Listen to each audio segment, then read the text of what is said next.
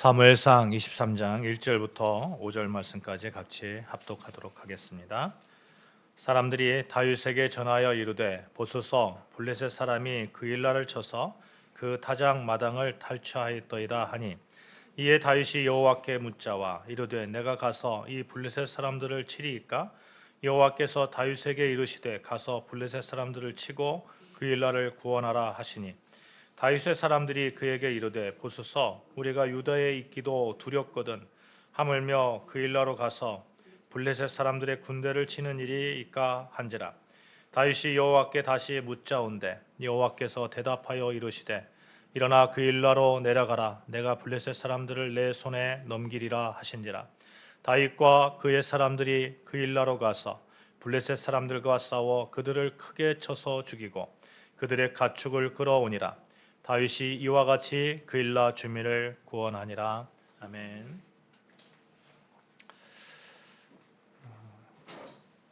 부유하다 할 때 그 종류가 여러 가지 있겠죠. 사랑하는 여러분, 무엇보다도 여러분이 영적인 부유함이 넘치시기를 축복합니다.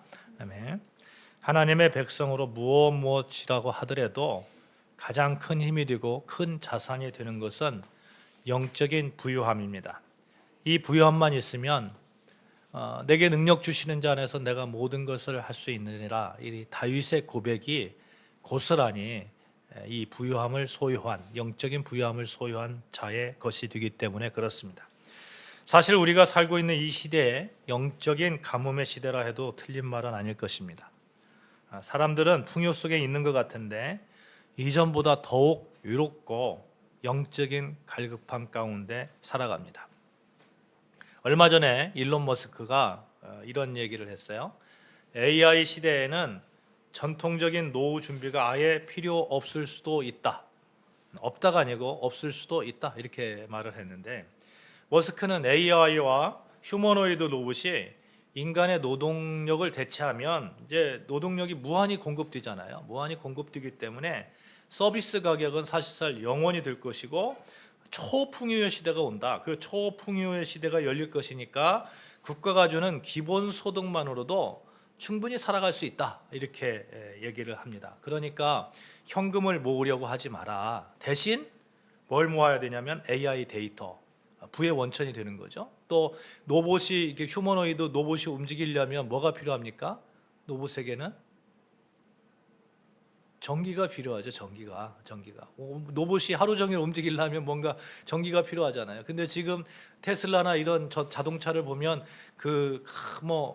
배터리가 막 엄청나게 큰 배터리가 밑에 장착돼 있잖아요. 그렇게 장착돼 가지고 한 3-4시간 간단 말이에요. 3-4시간 가는데 휴머노이드가 24시간 이렇게 하려면 얼마나 작은 그 배터리가 그 안에 들어가야 되고, 그것이 이렇게 그 역량을 가지고 그렇게 24시간 돌릴 수 있을까? 이게 이제 문제가 되는 거잖아요. 그러니까 이런 데에다 투자를 해라, 이런 얘기를 하는 것을 들었습니다. 근데 여러분, 세상이 아무리 발달을 한다고 하더라도 예를 들어서 이런 거죠. 현재도 식량이 모자라서 사람들이 밥을 못 먹고 삽니까? 굶어 죽는 사람들이 있습니까? 그렇지 않습니다.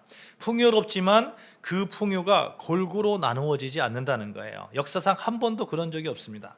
공산주의자라고 하더라도 그들 중에 부를 독점하는 사람들이 있는 거예요. 일론 머스크의 주장이 사실로 될 수도 있고 그렇지 않을 수도 있으니 우리는 어떻게 해야 됩니까? 그래도 준비를 해야 되는 거죠. 그래도 준비를 해야 돼요. 근데 잘 준비를 하라, 이런 거죠.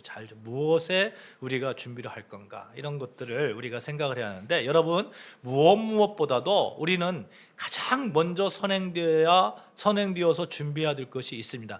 영적인 그런 부유함, 영적인 그러한 풍성함, 이것을 우리가 자꾸 가져오려고 해야 됩니다. 하나님의 능력을 우리가 덧입어야 되기 때문에 그런 것이죠.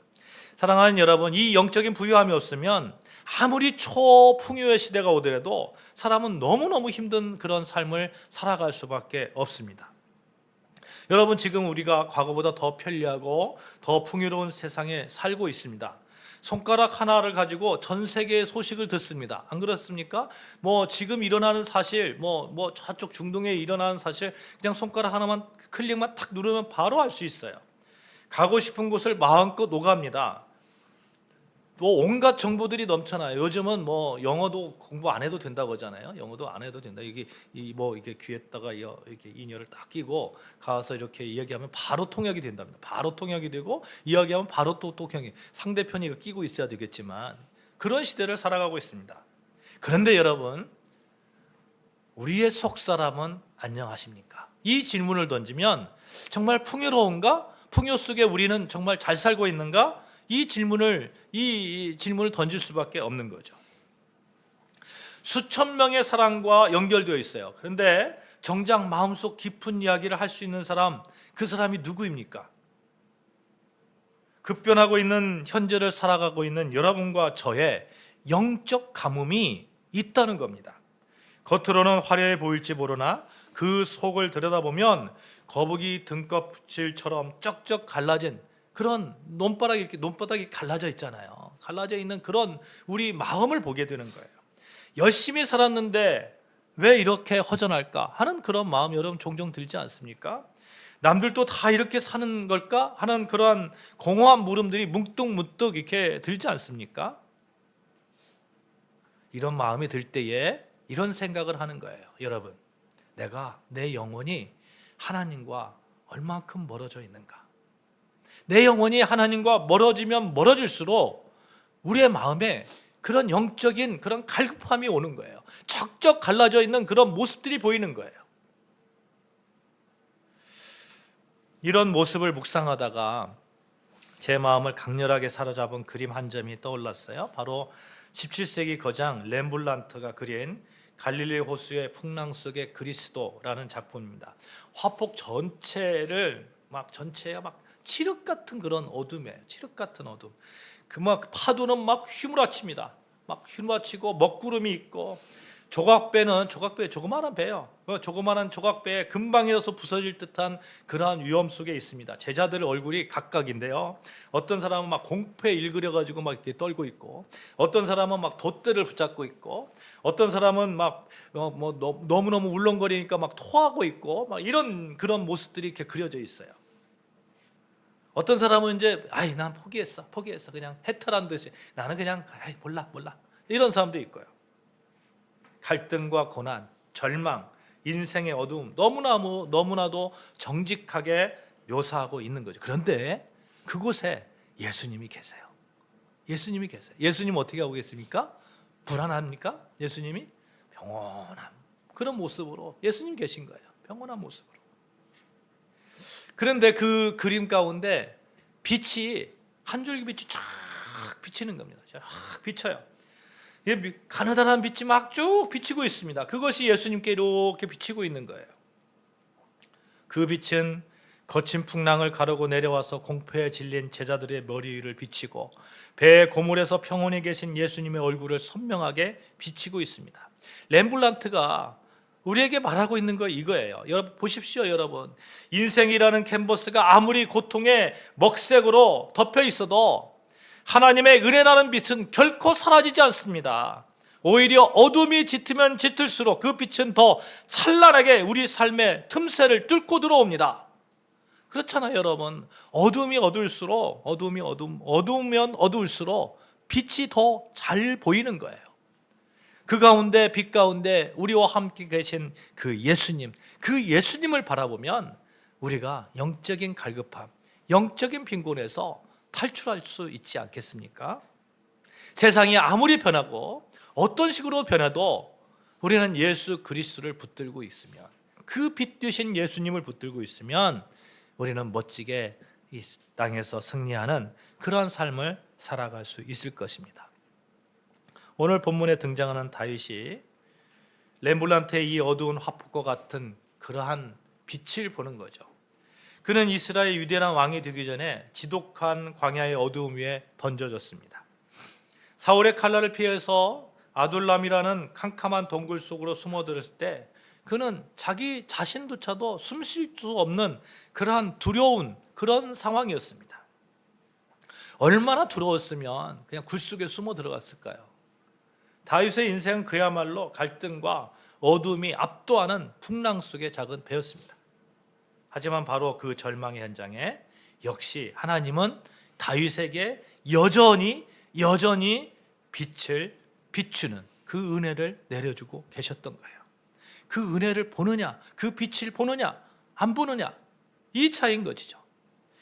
라마나요스로 도망했을 때, 사울의 전령들이 잡히러 왔을 때, 노보로 도망했을 때, 가드왕 아기스에게 망령했을 때 여전히 하나님은 다윗에게 빛을 비춰주고 계셨습니까? 안 그렇습니까? 비춰주고 계셨어요. 여전히. 이사야서 58장 11절 말씀이 이런 말씀이 있거든요. 여호와가 너를 항상 인도하여, 여호와가 너를 항상 인도하여, 다윗은 항상 인도하는 은혜를 받고 있었습니다. 사랑하는 여러분, 여러분과 제가 다윗과 같이 이렇게 여호와가 나를 항상 인도하는 그 은혜 속에 있음을 고백하는 여러분과 저의 영적인 상태가 되어주시기를 주님의 이름으로 축복합니다. 아멘. 그런데 다윗은 그것을 깨닫지 못했던 거예요. 그러니까 사무엘상 20장에 보시면 나와 죽음 사이는 한 걸음뿐이다, 이렇게 고백하잖아요. 그만큼 다윗의 영적 상태가 피폐해져 있었다는 겁니다. 다윗은 영적 가뭄을 겪고 있었어요. 그런 다윗에게 빛의 존재를 알게 해준 결정적인 사건이 있습니다.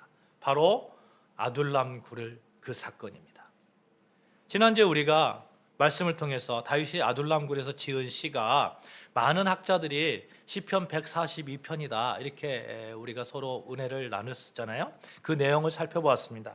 여러분, 다윗이 시편 142편에서 하고 있는 고백이 무엇입니까? 주는 나의 피난처십니다. 주만이 나를 구원하실 수 있습니다. 이 고백이에요. 주는 나의 피난처십니다. 주만이 나를 구원하실 수 있습니다. 이 환경 속에서, 이 어려운 환경 속에, 이 급변하는 세상 속에서 주만이 나의 피난처십니다. 주만이 나를 구원하실 수 있습니다. 한마디로 주만이 나의 노후 대책입니다. 이거 아닙니까? 이거 아니에요. 이 간절한 부르짖음이 있어야 됩니다. 다윗은 아둘람굴에서 기도의 은혜를 통해서 하나님께서 비춰주시는 빛의 존재를 고백하고 다시 한번 알게 되었다는 것이죠. 그래서 여러분, 우리는 모든 어두움들, 어려움들, 영적 가뭄을 이겨낼 수 있는 가장 확실한 방법, 그 방법을 다윗이 아둘람 굴에서 했던 그 기도를 생각하자는 거예요. 여러분, 기도라는 사실을 우리가 기억해야 됩니다. 기도는 여호와의 능력의 빛을 보게 합니다. 그렇죠? 기도는 어둠을 깨치는 가장 강력한 마스터키가 되는 거예요.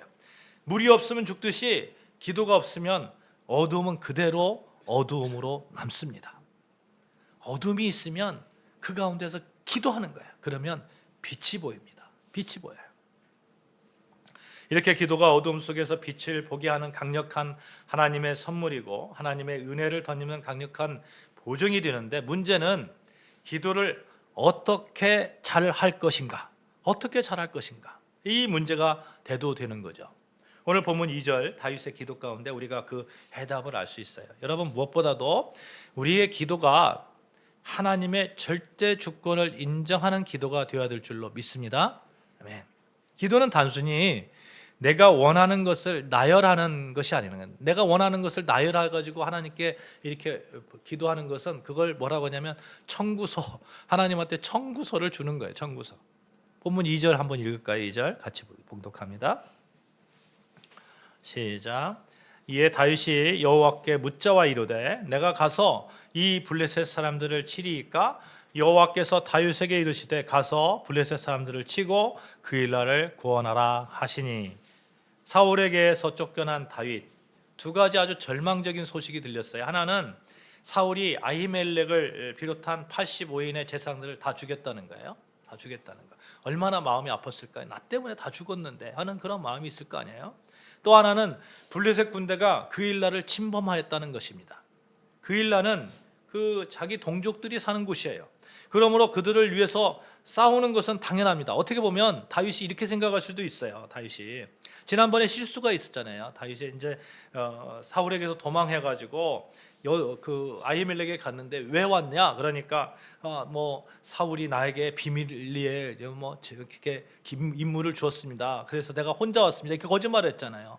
이 그 거짓말을 통해서 몇 명이 죽었습니까? 85명의 제사장들 다 죽어났잖아요. 높 땅의 남녀와 아이들과 소와 나귀가 할 것 없이 시도 없이 다 몰살하는 것을 살펴보았습니다. 이와 같은 다윗의 실수, 거짓말로 인한 결과에 대해서 다윗이 이 보상하려고 하는 그런 마음이 있었을 거란 말이에요. 내가 그때 잘못했지? 지금 그일라가 지금 우리 동족이 지금 문제가 생겨서 누가 쳐들어왔어? 내가 거쪽 가가지고 내가 그들을 구원하면 이게 좀 이렇게 플러스 마이너스 돼가지고 내가 조금 위안을 받지 않을까? 하나님이 나를 용서해 주지 않을까? 백성들이 나를 그래도 용서해 주지 않을까? 이런 생각이 있었을 거 아닙니까? 그러나 다윗이 그일라 거민을 블레셋 사람들로부터 구원해야 된다는 그런 결정적 그런 당위성을 주장하기보다도 다윗이 먼저 한 것이 있다는 거예요. 먼저 무엇을 했습니까? 하나님께 물어보는 거예요. 하나님께. 블레셋을 물리치고 동족을 구원하는 일이 당연한 일임에도 불구하고 자신의 판단을 세우지 않고 먼저 하나님께 가서 물어봅니다. 바로 이것이에요. 그는 이제 알았던 거예요. 자기의 생각, 자기의 독단적 처신으로 인해서 얼마나 많은 사람들이 희생되었는지, 그래서 이제부터 하나님께 물어보기 시작합니다. 하나님의 뜻을 따르겠습니다. 경험적으로 알게 되었고 실제로 그렇게 했다는 겁니다. 그는 하나님께 자신의 생각을 검증받았습니다. 사랑하는 여러분, 우리의 생각을 하나님 앞에 검증받는 그런 작업이 필요한 거예요. 우리의 기도는 늘 이렇게 자신의 생각과 계획이 하나님의 뜻에 합당한지 검증받아야 하는 기도여야 한다는 겁니다. 우리는 가끔 합당한 일이잖아요. 그러면 무조건 하나님의 뜻이라고 생각하는 거예요. 사회적으로 옳다고 생각하는 것이 있잖아요. 그러면 이것은 하나님의 뜻이야, 이렇게 그냥 단정 지어버리는 거예요. 그렇게 실수가 되는 거예요. 정치, 경제, 사회, 문화 할 것 없이 모두 마찬가지입니다. 옛날엔 맞았는데 지금 틀렸다거나 뭐 옛날은 틀렸는데 지금은 맞다, 이 이야기를 합니다. 그만큼 우리가 연약한 존재라는 거예요. 내가 지금 이 상황이 뭐 사회적 통념상 이게 옳다고 생각했는데 한 10년 지나면 틀릴 수 있잖아요. 그 대표적인 사람이 누구입니까? 그렇게 대표적인 사람 바로 사울입니다. 사울. 여러분 7절 말씀 한번 볼까요? 23장 7절 말씀 같이 봉독합니다. 다윗이 그일라에 온 것을 어떤 사람이 사울에게 알림해 사울이 이르되 하나님이 그를 내 손에 넘기셨도다.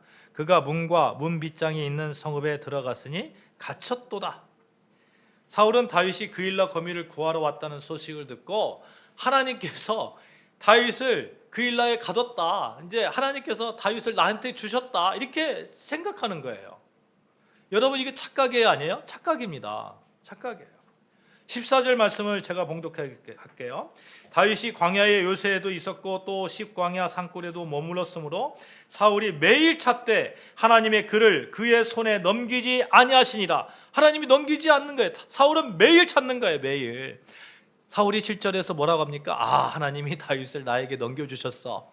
그러면 가면 그냥 어떤 식으로든 그냥 잡아야 되는데 매일 찾는데도 찾을 수가 없는 거예요. 사울은 하나님이 다윗을 자신에게 넘겼다고 생각했지만 성경 어디에도 하나님이 사울에게 다윗을 넘기셨다는 말씀이 없습니다. 하나님은 다윗을 사울의 손에 붙이신 적이 한 번도 없습니다. 그런데도 불구하고 사울은 자기 생각, 자기 판단으로 하나님의 뜻이라고 믿고 있는 거예요. 하나님의 뜻이라고. 그래서 우리가 특별히 사회적으로, 문화적으로 보편적이라고 옳다고 여겨지는 것에 하나님의 뜻이 다 있다고 여기는 그런 착각을 버려야 됩니다. 그렇지 않습니다. 하나님의 뜻은 사회적, 문화적, 보편적 가치를, 그런 판단을 훨씬 뛰어넘습니다. 성경 안에서 성령의 도우심 가운데 우리는 하나님의 뜻을 알 수밖에 없는 거예요. 그래서 우리가 옳다고 생각하는 것이 반드시 하나님의 뜻이라고 섣불리 판단하지 말자는 것입니다. 자신의 생각이 옳다고 여겨질 때 오히려 하나님 앞에 엎드려야 됩니다. 하나님, 제 생각은 이런데 이것이 옳다고 하는데 이게 정말 맞는 것입니까? 하나님의 그 앞에 무릎을 꿇고 기도하고 또 성경이라는 거울 앞에 놓고 이렇게 바라봐야 합니다. 사랑하는 여러분, 기도란 하나님 앞에서 우리의 생각과 계획이 합당한 것인지 검증받는 것입니다. 많은 생각과 계획을 세우지만 하나님의 뜻에 맞지 않으면 하나님이 그 일을 거절하십니다. 우리는 기도를 한다고 하면서 자신의 뜻대로 이루어지지 않는다고 불평하는 경우도 많죠. 그러나 구하여도 받지 못하면 정욕으로 쓰려고 잘못 구함이라 야고보서 4장 3절 말씀에 말씀하시잖아요. 자신의 욕망을 앞세운 계획, 이것을 포장하는 거예요. 내 욕망이 앞섰는데 이건 하나님의 뜻이야, 이렇게 포장합니다. 많은 그리스도인들이 그렇게 기도를 했습니다. 기도하고 그렇게 결론을 얻었어요. 우리가 기도해야 하는 이유 중에 하나는 우리의 계획과 생각이 자신의 욕망에서 시작된 것인지 아니면 하나님의 뜻인지를 검증받기 위함입니다. 예수님께서도 제자들에게 기도를 가르쳐 주면서 이렇게 말씀하셨죠. 뜻이 하늘에서 이루어진 것 같이 땅에서도 이루어지이다. 뜻이, 하나님의 뜻이 하나님의 뜻이 이 땅에 이루어지는 것, 그것이 우리의 기도가 되어야 할 줄로 믿습니다. 아멘. 여러분을 통해서 하나님의 온전한 뜻이 이루어지시기를 주님의 이름으로 축복합니다. 사랑하는 여러분, 하나님의 인도를 따라 살기 원하십니까? 그렇다면 기도하십시오. 여러분의 계획이 하나님의 인도와 보호 가운데 형통하기를 원하면 그러면 기도하는 거예요. 그래서 하나님의 뜻에 합당한지 검증받고 하나님의 뜻에 합당한 것은 반드시 형통하게 될 줄로 믿습니다. 이런 자세로 하나님께 기도하면 당연히 우리가 우리의 어떤 결정권이 하나님께 있음을 고백하지 않을 수 없습니다. 여러분, 모든 결정권은 하나님께 있는 거예요. 하나님께 맡겨드리는 여러분과 저 되어지기를 바랍니다. 우리가 어떤 문제에 있어서 결정을 하려고 할 때에 막 주변의 환경이나 좀 외압 이런 것들에 의해서 막 결정되는 경우가 많거든요. 그러나 그것을 벗어나서 하나님의 뜻이라면 그것이 설사 손해를 보는 것처럼 느껴질지라도 우리는 나아가는 거죠. 왜? 하나님께서 하나님의 뜻을 이루니까, 그 뜻 가운데서 우리를 선한 길로 인도해 주실 것이니까. 우리 3절 5절 말씀 같이 봉독합니다. 3절 5절 말씀. 다윗의 사람들이 그에게 이르되 보소서 우리가 유다에 있기도 두렵거든 하물며 그일라에 가서 블레셋 사람들의 군대를 치는 일이리까 한지라. 다윗이 여호와께 묻자온대 여호와께서 대답하여 이르시되 일어나 그일라로 내려가라 내가 블레셋 사람들을 내 손에 넘기리라 하신지라. 다윗과 그의 사람들이 그일라로 가서 블레셋 사람들과 싸워 그들을 크게 쳐서 죽이고 그들의 가축을 끌어오니라. 다윗이 이와 같이 그일라 주민을 구원하니라. 아멘. 다윗이 그일라 주민을 구원하겠다는 계획에 대해서 하나님께서 오케이 했어요. 사인을 했어요. 그런데 문제가 생겼어요. 어떤 문제가 생겼냐면 그를 따르는 사람들이 반대하는 겁니다. 안 된다는 거예요. 두렵다는 겁니다. 내 코가 석자인데 지금 누구를 돕겠냐는 거예요. 이때 당시에 이제 다윗은 한 600명 정도 이렇게 사람들이 불어났거든요. 불어났는데 이 사람들이 먹을 것도 별로 없어. 지금 먹을 것도 별로 없어요. 훈련 받은 사람들도 아닙니다. 군사들도 아닙니다. 환난 당하고 비친 채 쫓겨다니는 한이 있는 그런 사람들입니다. 이들이 블레셋 군대와 맞서서 싸운다는 일이 결코 쉬운 것이 아니에요. 그러니까 두려워서 지금 싸우면 안 됩니다. 우리는 지금 우리가 지금 똘똘 뭉쳐서 군사 훈련도 받아야 되고 지금 먹을 것도 다시 챙겨야 되고 이런 상황입니다. 어떻게 싸웁니까? 그러니까 다윗이 위대함이 이거예요. 다윗은 지금 하나님께 이미 그일라를 너한테 줬다 하는 그런 기도를 응답을 받았잖아요. 그럼에도 불구하고 사람들이 그렇게 얘기하니까 다시 한번 확신이 있음에도 불구하고 다시 한번 물어보는 거예요. 그 사람들을 무시하는 게 아닙니다. 무시하지 않고 그럼에도 불구하고 그 사람들의 소리를 경청하고 하나님께 다시 겸손한 마음으로 물어보는 거예요. 엎드립니다. 그러니까 하나님께서 그일라를 구원하라 하는 그런 하나님의 음성을 다윗이 듣는 거죠. 그 뜻을 쫓아서 그대로 행합니다. 여러분, 그대로 행한다는 거 그렇게 쉬운 거 아니에요.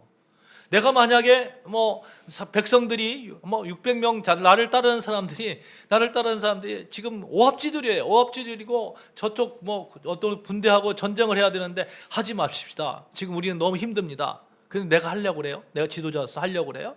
그러면 이 사람들이 도망가는 사람도 있을 거고 반항하는 사람도 있을 거고 그 틈을 틈타서 쿠데타를 일으키려고 하는 사람도 있을 거고, 이 모든 위협을 무릅쓰고 다윗은 하는 겁니다. 왜요? 여호와의 뜻이니까. 그 뜻에 합당하니까. 결정권이 여호와께 있으니까. 모든 결정을 하나님의 뜻에 맡기고 다윗은 앞으로 나아가는 것이죠. 그래서 기도는 여러분, 하나님께서 결정해 주신 것에 온전히 순종하겠다는 그런 마음의 결단이 필요한 거예요. 하나님께서 결정해 주시면 하나님께 여쭈어서 하나님께서 이렇게 하라 하면 하는 겁니다. 하는 거예요. 하나님께서 결정하시니 가서 블레셋 사람들을 치고 그 일로 하라 구원하라. 이 하나님의 말씀에 다윗은 온전히 따르는 것을 보게 됩니다. 사랑하는 여러분, 하나님께서 결정하신 그 말씀에 온전히 순종하시는 여러분과 저 되어주시기를 주님의 이름으로 축원합니다. 기도하기 전에는 하나님의 뜻에 온전히 따르겠다고 다짐하는 그런 마음을 우리가 갖죠. 분명 갖고 기도합니다. 그런데 막상 기도 가운데 자기의 생각과 자기가 원하는 것의 방향과 틀린 그런 하나님의 음성이 자꾸 들리면 자꾸 거부하는 거예요. 하나님, 이거 아니죠. 이거 아니죠. 다시 한번 기도할게요. 내가 이거 아니죠. 자꾸 기도하고 그러하면 그렇게 거부합니다. 어두컴컴한 그 길에서 빛이 되어주시는 것은 그 빛을 따라서 우리가 달려가기만 하면 되는 거잖아요. 근데 자꾸 그 빛이 내 생각에 빛이 오른쪽에서 오는데 내 생각에 왼쪽에 있다고 빛이 있다고 왼쪽으로 자꾸 가면 자꾸 어두움으로 가잖아요. 그래서 여러분, 우리가 기도 가운데 결정적으로 하나님께서 하라 하시면 하고 멈추라 하면 멈추겠다는 그러한 그 믿음의 확신을 가지고 기도하시는 그런 여러분과 저 되어지기를 바랍니다. 잠언 16장 3절 말씀에 따라해 봅시다. 너의 행사를 여호와께 맡기라. 시작. 너의 행사를 여호와께 맡기라.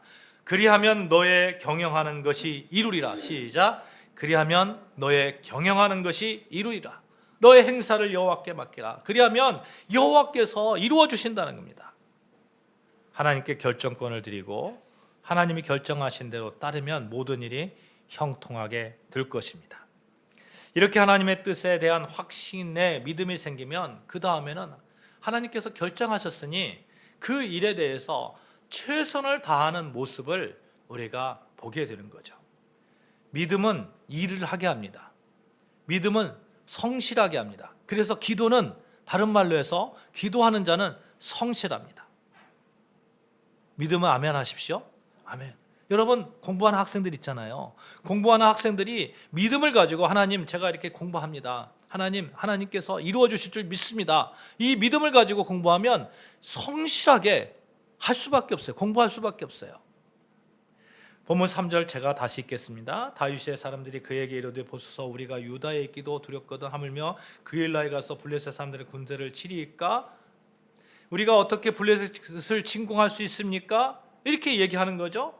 그런데 여러분, 만일 다윗의 입장이었다면 나는 이 어려운 상황 속에 어떻게 해야 될까? 권력자 사울은 막 내가 쫓기는 몸인데 이렇게 생각할 수 있어요. 그런데 다윗은 어떻게 하냐면 7절 8절 다윗이 그일라에 온 것을 어떤 사람의 사울에게 알림해 8절 말씀 같이 보실까요? 8절 시작. 사울이 모든 백성을 군사로 불러 모으고 그일라에 내려가서 다윗과 그의 사람들을 애워싸려 하더니, 이게 사울이 막 다윗을 잡으려고 해요. 막 잡으려고 하는 이런 절체절명의 순간에 다윗이 어떻게 하느냐 하는 거예요. 여러분, 어떻게 하느냐. 그럼에도 불구하고 다윗은 하나님께서 명령하시니 성실하게 그 일을 감당하는 모습을 보게 되는 거죠. 상황은 다윗에게 유리하지 않습니다. 언제 사울에게 잡혀갈지 모릅니다. 그럼에도 불구하고 하나님께서 결정하셨으니까 다윗은 행하는 겁니다. 최선을 다해서 행하는 겁니다. 다윗의 행동이 어떻게 좀 보면 어리석을 수 있어요. 제 앞길, 제 앞가름 하나 못하는데 어떻게 그렇게 할 수 있느냐 이렇게 생각할 수 있지만, 하나님께서 명령하셨으니까, 그 믿음에 대한 확신이 있으니까, 하나님께서 결정하셨으니까, 기도 가운데 응답을 받았으니까 그 응답에 대해서 다윗은 성실하게 실행하는 겁니다. 이런 다윗의 모습에서 우리는 기도 가운데 하나님께서 하라 하신 그 일에 대해서 최선을 다해서 충성해야 함을 알 수 있습니다. 오늘의 삶이 힘들고 어렵더라도 우리에겐 사명이 있다는 거예요. 하나님께서 맡기신 그 일 가운데 서 계시는 저와 여러분이라는 겁니다. 그러니 우리는 기도 가운데 결국 충성으로 나아갈 수밖에 없는 겁니다. 하나님의 결정하신 그 일에 대해서. 장로교 뿌리인 스코틀랜드 믿음의 선조들이 있거든요. 이 장로교가 스코틀랜드의 믿음의 뿌리를 갖고 있는데, 이분들이 신앙의 자유를 지키기 위해서 산과 동굴로 숨어 다녔습니다. 숨어 다녔어요. 그들이 잡히면 사형을 당하는 공포 속에서 주일이면 이 신앙을 지키자잖아요. 주일이면 어떻게 해야 돼요? 모여서 예배를 하잖아요. 모여서 예배를 드려야 되는데, 예배를 드리다가 보면 자칫하면 어떻게 돼요? 죽을 수 있잖아요. 그런데 깊은 골짜기에 모여서 예배를 드렸습니다. 그것을 콘벤티클이라고 부릅니다. 그들은 도망 다니면서도 성경을 필사하고 자녀들에게 교리문답을 가르쳤어요. 우리가 도망자인데 예배가 무슨 소용이 있습니까? 라고 말하지 않았습니다. 그들의 그 성실한 예배의 물방울이 결국 오늘날의 견고한 장로교 신앙의 기초가 되었던 것입니다. 사랑하는 여러분, 어둠에는 빛이 더욱 강하게 드러나는 법입니다. 이 땅에 살면서 혹은 어두움과 두려움이 있을 수 있지만, 그때마다 하나님의 빛을 발견하시는 저와 여러분 되시기를 주님의 이름으로 축복합니다. 그 빛을 발견하기 위해서 여러분 기도의 승리자가 되시기를 축복합니다. 그 기도 가운데 하나님의 뜻을 온전히 밝히 알아서 하나님이 결정하신 일에 대해서 최선을 다해서 그 사명을 온전히 감당하는 자로 서시기를 여러분 축복합니다. 여러분, 그것이 하나님의 주권을 전적으로 신뢰하는 기도자의 그런 믿음 생활 아니겠습니까? 다윗이 나중에 시편 23편에 이렇게 고백합니다. 여호와는 나의 목자시니 내게 부족함이 없으리로다. 그가 나를 푸른 풀밭에 누이시며 쉴만한 물가로 인도하시는도다.